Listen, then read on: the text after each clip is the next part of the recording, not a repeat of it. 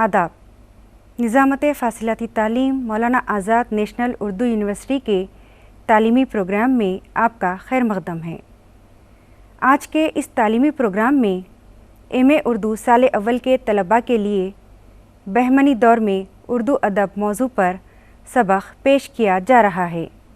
सबसे पहले हम बहमनी दौर के सियासी, समाजी और तहज़ीबी पस मंज़र के बारे में बताएंगे। जैसा कि आप जानते हैं, उर्दू ज़ुबान का आगाज़ शुमाली हिंद में हुआ।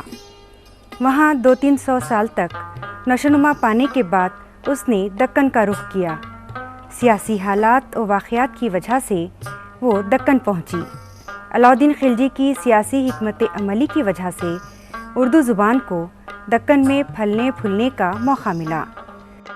अलाउद्दीन ने 1297 ईस्वी में गुजरात को फ़तह करके अपनी सल्तनत का हिस्सा बना लिया।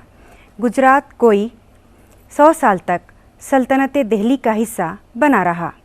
गुजरात फ़तह करने के बाद 1310 ईस्वी में अलाउद्दीन ने दक्कन और मालवा पर हमला करके उन्हें भी फ़तह कर लिया।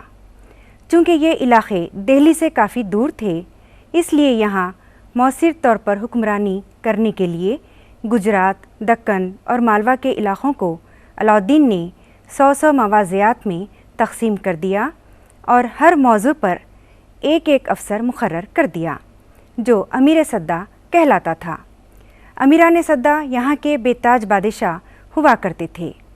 मालगुजारी वसूल करने से लेकर यहाँ का हर छोटा बड़ा इंतज़ाम इन्हीं के सिपुर्द होता था।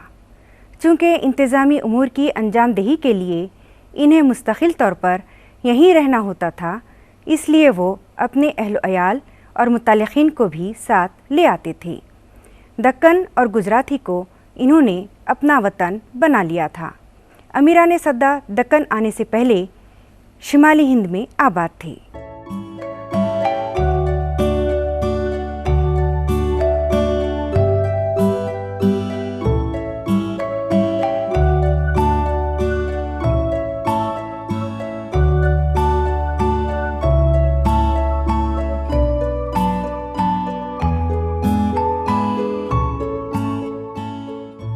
वक्त के साथ साथ जब बोलचाल की ज़ुबान से गुज़र कर अदबी सतह पर इस्तेमाल में आई और सूफ़ियों, शायरों ने इसे अपने इजहार मकसद का ज़रिया बनाया, तो गुजरात में इसके अदबी रूप को गुजरी नाम दिया गया और दक्कन में ये दक्कनी कहलाई।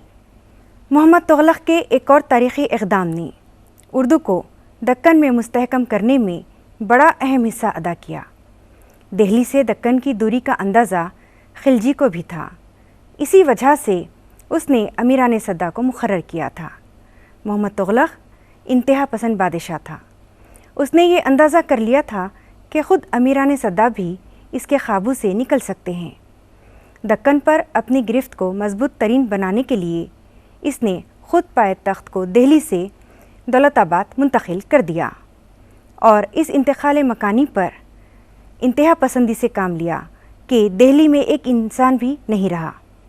इस तरह 1327 ईस्वी में दिल्ली की सारी आबादी दौलताबाद मुंतकिल हो गई।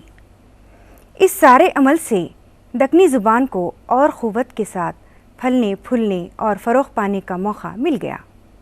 बाद में तुग़लक़ ने दक्कन से फिर दिल्ली को पायतख्त बनाया, तो बेशुमार लोग दक्कन ही में रह गए और अमीरान सद्दा के ज़ेर साया आ गए, जिसका नतीजा ये हुआ कि अमीरान सद्दा ज़्यादा ताकतवर हो गए। इसलिए मोहम्मद तुग़लक़ के आखिरी ज़माने में तमाम अमीरान सद्दा ने मुत्तहिद होकर बगावत कर दी और ख़ुद मुख्तारी का ऐलान कर दिया और अपने में से एक को बादशाह बना दिया। 1347 ईस्वी में यूँ अज़ीमुशान बहमनी सल्तनत की बुनियाद पड़ी। बहमनी हुकूमत में दक्कनी ज़ुबान के फ़रोग़ और दक्कनी कल्चर की इब्तिदा के बारे में जमील जालेबी तारीख़ अदब उर्दू में लिखते हैं, अब दक्कन की सल्तनत शुमाल से आए हुए उन तुर्क ख़ानदानों के हाथ में आ गई थी जो ख़ुद को दक्कनी कहने पर फ़ख्र महसूस करते थे। दक्कनी उनकी ज़ुबान थी जिस पर उन्होंने दक्कनी कौमियत और कल्चर की बुनियाद रखी थी। बहमनी सल्तनत की ज़ुबान खाफ़ी खां के बयान से मालूम होता है हिंदवी थी। بہمنی خاندان کا پہلا بادشاہ علاؤدین حسن شاہ بہمنی تھا۔ بہمنی عہد حکومت 1350 عیسوی سے شروع ہو کر 1525 عیسوی پر ختم ہوتا ہے۔ اب ہم بہمنی دور میں اردو کے فروغ کے اسباب کے بارے میں معلومات فراہم کریں گے۔ بہمنی عہد میں اردو زبان اور ادب کو جو غیر معمولی فروغ حاصل ہوا، اس کے کئی اسباب تھے۔ قدیم اردو یا دکنی جو رابطے کی زبان بنی، اس کی سب سے اہم اور بڑی وجہ یہ تھی کہ دکن میں دراوڑی خاندان کی زبانیں کئی تھیں، جیسے تیلگو، کنڑی، ملیالم اور تامل۔ یہ زبانیں ہند آریائی زبانوں سے اتنی الگ اور مختلف تھیں کہ ان میں سے کوئی بھی زبان بنیادی زبان نہیں بن سکتی تھی۔ اسی وجہ سے قدیم اردو، جس کو بولتے ہوئے خلجی اور تغلق کے زمانے میں دکن کے حاکم مقرر ہوئے، انہوں نے اسی کو رابطے کی زبان بنایا۔ اس کے علاوہ قدیم اردو یعنی دکنی کو جو سرکاری اور درباری سرپرستی حاصل ہوئی، اس کا اہم سبب سیاسی تھا۔ جس طرح آزاد ملک اپنی پہچان اور شناخت بناتے ہیں، بالکل اسی طرح بہمنی سلطنت نے بھی اپنی شناخت بنانے کے لیے مغلیہ سلطنت سے اختلاف کیا۔ جہاں جھنڈا اور سکہ لازمی طور پر الگ ہوئے اور دوسری بہت سی چیزوں میں اختلاف ہوا، وہیں زبان کے سلسلے میں بھی مغلیہ سلطنت سے بہمنی سلطنت نے اپنے آپ کو الگ کیا۔ مغلیہ سلطنت میں فارسی نہ صرف سرکاری اور درباری زبان تھی، بلکہ علمی اور ادبی اغراض کے لیے بھی صرف فارسی ہی استعمال ہوتی تھی۔ حد یہ کہ اردو کے بڑے شاعر بھی شاعری کے سوا جب کوئی علمی اور ادبی کام انجام دیتے تھے تو وہ فارسی ہی استعمال کرتے تھے۔ میر مصفی، میر حسن، قائم چاند پوری اور اس زمانے کے تمام دوسرے شاعروں نے جب اردو شعراء کا تذکرہ لکھا تو فارسی ہی میں لکھا۔ بہمنی عہد میں قدیم اردو یا دکنی پر زیادہ توجہ دی گئی۔ کئی اہم دکنی شاعر اس دور میں ملتے ہیں۔ بہمنی دور میں جو نئی تہذیب اور نئی لسانی روایات قائم ہوئیں، اس کے تعلق سے پروفیسر عبدالقادر سروری اردو کی ادبی تاریخ میں لکھتے ہیں، 1347 عیسوی میں علاؤدین حسن بہمن شاہ نے خود مختار حکومت قائم کر لی۔ پہلے پہل اس کا پائے تخت دولت آباد تھا، لیکن جلد ہی اس نے گلبرگہ پائے تخت بنایا اور اس کا نام حسن آباد رکھا۔ بہمنی خاندان کے کل 18 حکمران ہوئے۔ ان میں بڑے قابل اور علم دوست بادشاہ گزرے ہیں، جنہوں نے دکن میں نئی تہذیبی روایات کو ترقی دی اور نئی ادبی اور لسانی روایات کی بنیاد رکھی۔ علاؤدین خلجی کے دکن فتح کرنے سے پہلے بھی کئی بزرگ دکن آئے تھے، جنہوں نے بڑی خاموشی کے ساتھ نئی تہذیب اور نئی لسانی روایات کو فروغ دینے میں بڑا حصہ ادا کیا۔ دکن میں خلجی کے آنے سے پہلے جن بزرگوں کے نام ملتے ہیں، ان میں حاجی رومی، سید شاہ مومن، بابا سید مظہر عالم، شاہ جلال الدین گنج رواں، سید احمد کبیر حیات قلندر، بابا شرف الدین اور بابا شہاب الدین خاص طور پر قابل ذکر ہیں۔ علاؤدین خلجی کی فتح دکن کے بعد جو بزرگ دکن آئے اور جنہوں نے ایک نئی زبان کو یہاں ترویج دینے میں اہم کام انجام دیا، ان کے تعلق سے جمیل جالبی لکھتے ہیں، علاؤدین کی فتح دکن کے بعد روحانی پیشوائی کے اس سلسلے کو اور فروغ حاصل ہوا اور یہاں بھی پیر مقصود، پیر جمنا، شاہ منتخب الدین زرزری بخش، میر میٹھے، حضرت گیس ادراس کے والد سید شراج خطال، شاہ برہان الدین غریب، شیخ ضیاء الدین اور بہت سے دوسرے صوفیاء اکرام دکن کے مختلف علاقوں میں سجادے بچھائے درستی اخلاق و تبلیغ دین میں مصروف نظر آتے ہیں۔ ان بزرگوں نے یہاں کی مقامی زبانوں کے الفاظ شمال کی زبان میں ملا کر ایک ایسا ہیولہ تیار کیا جس سے اظہار کی مشکل حل ہو گئی۔ اردو زبان کی ابتدائی ترقی میں ان لوگوں کی نامعلوم کوششیں ناقابل فراموش ہیں۔ بزرگان دین کے ملفوظات جو ہم تک پہنچے ہیں، ان سے معلوم ہوتا ہے کہ ان کی زبان پر ہندوستانی زبانوں کے مختلف اثرات پڑ رہے تھے۔ ان کی زبان کو کسی ایک زبان تک محدود نہیں کیا جا سکتا۔ جمیل جالبی نے شاہ برہان الدین غریب، زین الدین خلدآبادی، شاہ کوچک ولی کے ملفوظات کے بارے میں کہا ہے، یہ جملے نہ خالص پنجابی ہیں اور نہ خالص سندھی۔ سرائکی اردو میں مختلف زبانوں کے اثرات ان میں ملے جلے نظر آ رہے ہیں۔ بہمنی عہد کے ابتدائی زمانے یعنی محمد شاہ کے عہد میں کئی روحانی پیشوا، صوفیہ اور بزرگ گلبرگے میں تھے۔ وہ عوام کی اصلاح کرتے، بادشاہ کو راہ راست دکھاتے اور اردو زبان کی ترویج و اشاعت کرتے تھے۔ اس کے بارے میں پروفیسر عبدالقادر سروری اردو کی ادبی تاریخ میں لکھتے ہیں، عوام حتیٰ کہ بادشاہوں کے اخلاق و عادات پر نظر رکھتے اور جب ضرورت پڑتی اس کی اصلاح کی کوشش کرتے۔ حضرت زین الدین کے کہنے سے محمد شاہ نے شراب پینا چھوڑ دیا تھا اور حدود سلطنت میں شراب کی دکانیں بند کرا دی تھیں۔ حضرت زین الدین کا کام بھی عوام کو رشد و ہدایت کرنا تھا اور وہ دکن کے لوگوں کو پرانی اردو ہی میں احکام دین سمجھاتے تھے۔ محمد شاہ کے بعد اس کا بڑا بیٹا مجاہد شاہ اور اس کے بعد علاؤدین کا دوسرا بیٹا داؤر شاہ تخت نشین ہوئے۔ اس زمانے میں امراء کی کشمکش کی وجہ سے سلطنت کا سکون متاثر ہو گیا تھا۔ بعد میں محمد شاہ ثانی جب تخت نشین ہوا تو شورشیں کم ہو گئیں اور سکون بحال ہوا۔ محمد شاہ ثانی نے بھی علماء اور شعراء کو اپنے دربار میں مدعو کیا۔ فارسی کے شعراء آفاق شاعر حافظ کو بھی محمد شاہ نے مدعو کیا تھا لیکن وہ نہیں آئے۔ محمد شاہ خود بھی فارسی کا شاعر تھا۔ محمد شاہ کے انتقال کے بعد پھر سلطنت میں بے چینی پیدا ہو گئی اور اقتدار کے لیے رساکسی شروع ہو گئی، جس کی وجہ سے 1 سال کے اندر 2 بادشاہ غیاث الدین اور شمس الدین تخت پر بٹھائے بھی گئے اور اتارے بھی گئے۔ البتہ فیروز شاہ کی تخت نشینی کے بعد یہ ہنگامے ختم ہو گئے۔ فیروز شاہ بہمنی خاندان کا 8واں بادشاہ تھا۔ اس کے عہد میں سلطنت اپنی تہذیب، علم و فن اور شان و شوکت کے اعتبار سے عروج پر پہنچ گئی۔ فیروز شاہ علم و ادب کی دل سے قدر کرتا تھا، اس لیے اس کے دربار میں علماء، صوفیہ جمع تھے۔ فیروز شاہ کے عہد کی ایک خصوصیت یہ رہی کہ حضرت محمد حسینی گیسو دراز رحمۃ اللہ علیہ گلبرگے میں رونق افروز ہوئے۔ آپ نے یہاں بھی رشد و ہدایت کا سلسلہ جاری رکھا۔ آپ فارسی کے ساتھ کبھی کبھی اردو میں بھی درس دیا کرتے تھے۔ آپ سے کئی تصانیف اردو کی منسوب کی جاتی ہیں۔ معراج العاشقین بھی آپ سے منسوب کی جاتی تھی، لیکن بعد کی تحقیق سے ثابت ہوا کہ یہ آپ کی تصنیف نہیں ہے۔ اس کے علاوہ شکارنامہ، تمثیل نامہ، خلاصۂ توحید اور تلاوت الوجود آپ کے نام سے منسوب ہیں۔ آپ نے عورتوں کے لیے بھی ایک چھوٹی سی نظم چکی نامہ لکھی تھی۔ فیروز شاہ کے بعد احمد شاہ تخت نشین ہوا۔ اس کو بھی بزرگان دین پر اعتماد تھا اور ان کے ساتھ بے حد عزت و احترام سے پیش آتا تھا۔ فیروز شاہ کے بعد احمد خاں بہمنی سلطنت کے تاج و تخت کا وارث بنا۔ اس نے اپنا پائے تخت گلبرگے سے بیدر منتقل کیا۔ بیدر میں جو اس نے عالی شان محل اور عمارتیں بنائی تھیں وہ فن تعمیر کا اعلیٰ نمونہ تھیں۔ اس کے زمانے میں کئی ایرانی شاعر بیدر کے دربار میں آئے۔ فارسی کے شاعر آذری کو احمد شاہ نے ملک الشعراء بنایا تھا۔ آذری دکنی میں بھی شاعری کرتا تھا اور اس نے بہمن نامے کے نام سے بہمنی سلاطین کی منظوم تاریخ لکھی تھی۔ احمد شاہ کا جانشین علاؤدین ثانی تھا۔ اس کے عہد میں کئی علماء اور فضلاء موجود تھے۔ حضرت گیسو دراز رحمۃ اللہ علیہ کا اسی کے عہد میں انتقال ہوا۔ اس کے دور میں علمی اور فنی ترقی جاری رہی۔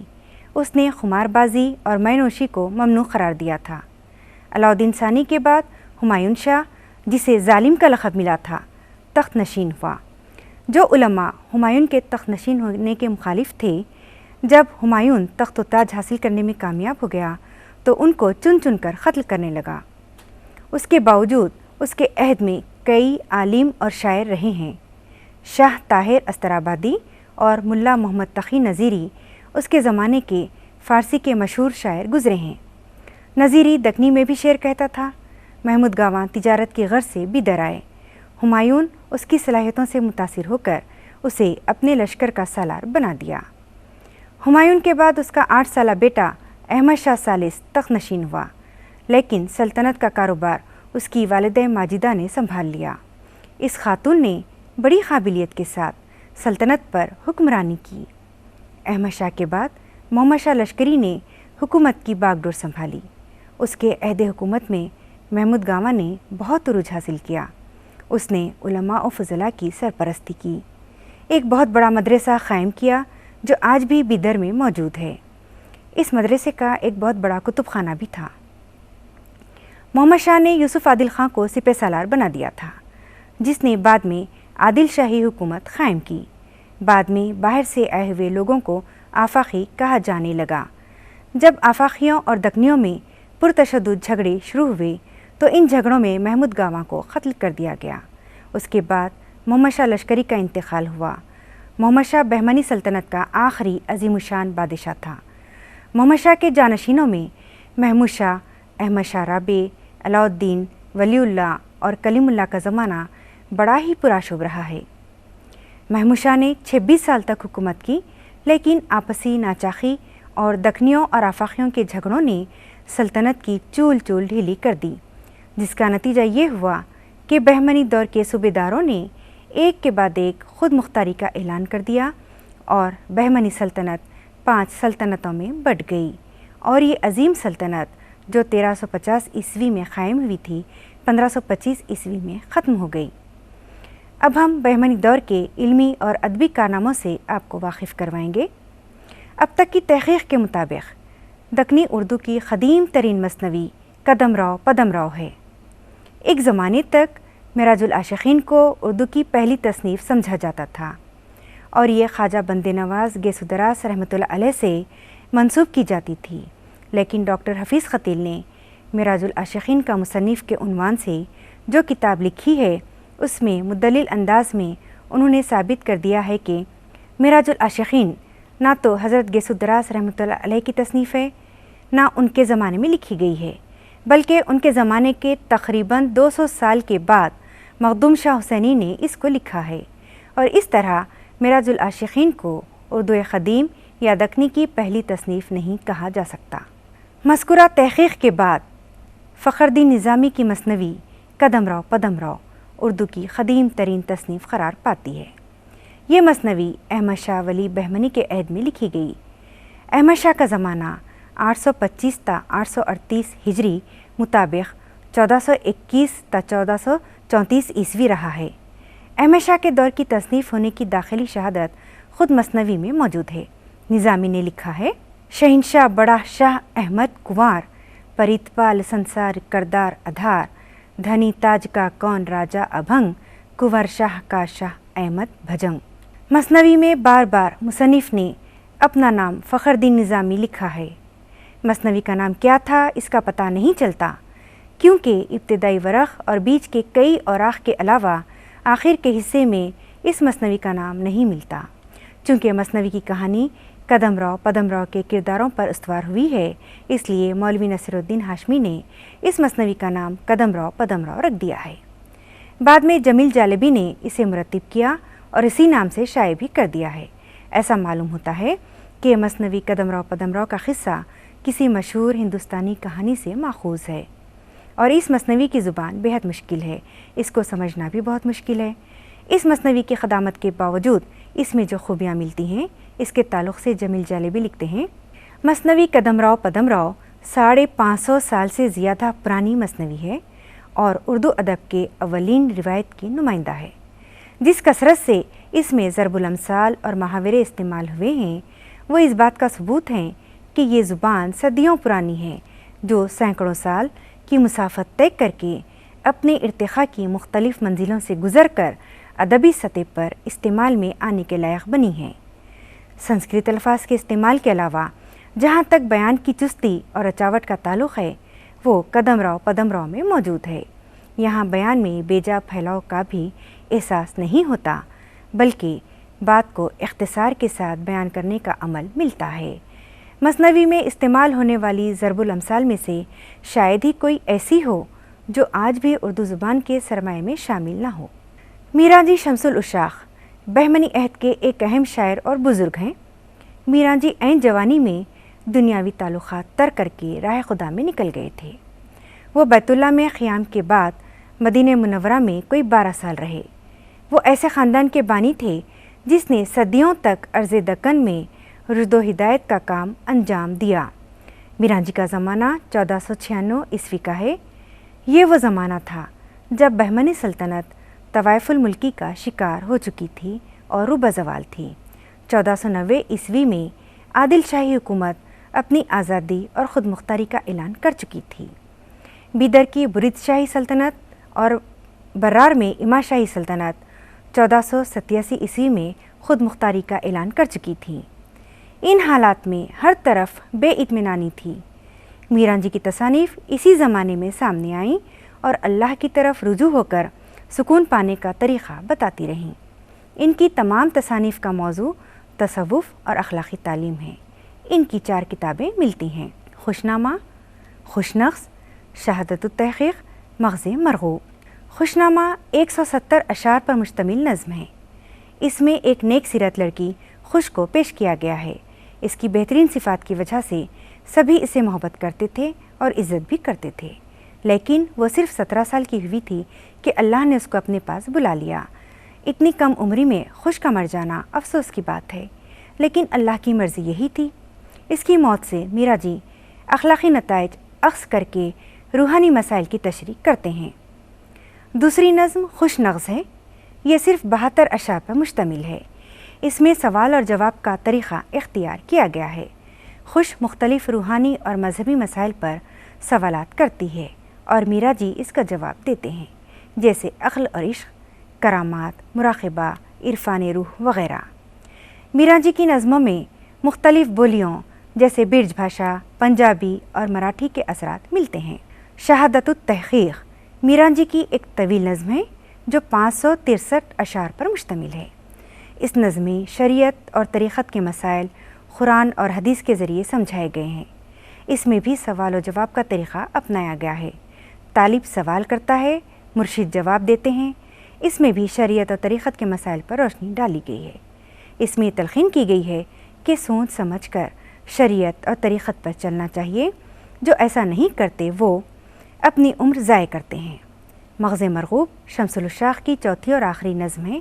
इसमें भी फ़लसफ़ियाना और सूफ़ियाना मसाइल पर रोशनी डाली गई है। मीरा जी की ज़ुबान मुश्किल है, इसको समझने में दिक्कत पेश आती है।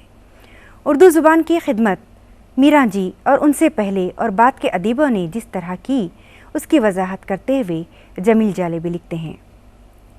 यूँ मालूम होता है कि पहाड़ खोदा जा रहा है और 1000 दुश्वारियों से रास्ता बनाया जा रहा है। ये वो लोग हैं जिन्होंने अपनी मेहनत और सलाहियत से ज़ुबान के दरिया को बयान के रास्ते पर डाला। आज वो हमें मुश्किल, नामानूस और बेमायने नज़र आते हैं। अगर ये लोग उस दौर में ज़ुबान और बयान के नए नए तजुर्बे ना करते तो सरस्वती की तरह इस ज़ुबान का दरिया भी रास्ते ही में खुश्क हो जाता। ये ज़ुबान के वो नमूने हैं जो 9वीं सदी हिजरी की ज़ुबान पर ना सिर्फ रोशनी डालते हैं बल्कि नुख़ुश राह की हैसियत रखते हैं। हम इस सरमाए से मुख्तलिफ़ तहज़ीबी धारों और असरात का मुतालिया करते हैं और देखते हैं कि किस किस असर ने हमारी फ़िक्र, हमारे इज़हार को मुतासिर किया है और वो कौन से असरात थे जो उठे, बढ़े और गालिब हो गए। जिस तरह किसी जहाज़ की परवाज़ को बहुत दूर तक देखने के लिए उसे मुसलसल टिकटिकी बांध कर देखना पड़ता है, उसी तरह उर्दू की रिवायत को दूर तक देखने और समझने के लिए इन लोगों की ज़ुबान व बयान की परवाज़ को भी मुसलसल देखने और समझने की ज़रूरत है। सैयद शाह अशरफ बियाबानी रिफ़ाई ख़ानदान से ताल्लुक़ रखते थे। उन्होंने नौसरहार के नाम से 1503 ईस्वी में एक मसनवी लिखी। इस मसनवी का नाम नौसरहार इसलिए रखा गया कि इसमें 9 बाब हैं जो हार की हैसियत रखते हैं। अदबी लिहाज से ये मसनवी बड़ी अहमियत रखती है। अशरफ ने फ़ख्रिया तौर पर कहा है कि इस मसनवी में उसने हीरे मोती जड़े हैं, उनको सोने के तार में पिरोया है। हर मिसरे में नगीने जड़े हुए हैं। सोने की जूं खूंटी घर, हीरे मानिक मोती जड़, एक एक बोल मानिक मोल, सीम तराजू सींथी तोल, बंद पराई सोने तार, सची हुआ ओ नौसरहार, हर हर मिसरे बांधे लड़, रतन पदारक मानिक जड़, एनो बाबा नौसरहार, कीमत उसकी लाख हज़ार। मसनवी का मौजू वाक़े करबला यानी शहादत हुसैन है, जिसको हिंदवी ज़ुबान में लिखा गया है। हर बाब का उन्वान फ़ारसी में है। यह मसनवी शायद मजलिसों में सुनाने के लिए लिखी गई है। इसकी ज़ुबान बामहावरा है। जो महावरे इस मसनवी में मिलते हैं वो आज भी हमारी ज़ुबान का जुज़ो हैं, जैसे वक्त आना, मौत आना, उठ जाना, मर जाना, गम खाना, फ़िक्र तरद्दुद में मुब्तला होना, हाथ आना, हासिल होना, हाथ मलना, अफसोस करना, फल पाना, अच्छा नतीजा हासिल होना, आसमां टूट पड़ना, सख्त मुसीबत पड़ना, खौल करना, वादा करना वगैरह। अशरफ की इस मसनवी में रज़मिया अंदाज़ भी मिलता है। मैदान जंग का नक्शा भी उसने अच्छी तरह खींचा है। इसी तरह जज्बात और एहसासात की पेशकशी भी बहुत अच्छी है। ये मसनवी इस लिहाज से बड़ी अहमियत रखती है कि जब उर्दू ज़ुबान इब्तदाई शक्ल में थी, इस ज़ुबान को उर्दू ही नहीं बल्कि दक्कनी के नाम से भी अभी पुकारा नहीं गया था।